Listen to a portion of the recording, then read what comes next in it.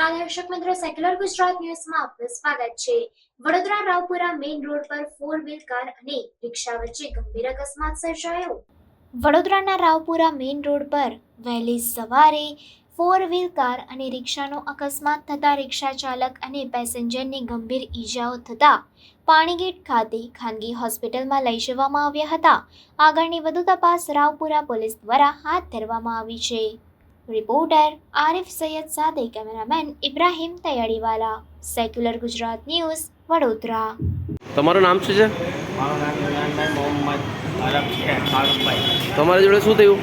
મારા જોડે થયું, અમે રિક્ષા લઈને આવતા હતા સ્ટેશન બાજુથી મચ્છીપીટ બાજુ, સામેથી એને 4 વ્હીલર લઈને આવીને ઠોકાઈ ગયા। આ બધું થયું છે, અને આવી ગયો ઠોકીને બહુ વાગ્યું છે। તને ત્યાં જવાને આવજો, આ રિક્ષા બંધ થઈ ગયું છે, લડાતું નહીં, આ બધું વાગ્યું છે। છે મોહમ્મદ રાજીવ નગરી પઠાણ। તો આ શું કેવી રીતે થયું હમણાં?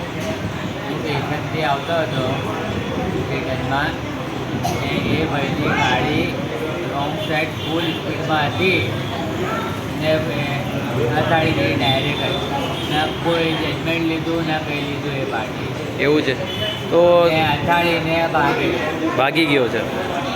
તો હવે તમારી જોડે કોને કોને વાગેલું છે? અમારા બધાને 3 જણા હતા ને, બધાને ડ્રાઇવિંગ તમે કરતા હતા રિક્ષાની? હા ડ્રાઈવર પાછળ કેટલા માણસ હતા? તો 2 માણસને વાગેલું છે કંઈ? સમાચારોની અવનવી અપડેટ્સ માટે જોતા રહો સેક્યુલર ગુજરાત ન્યૂઝ।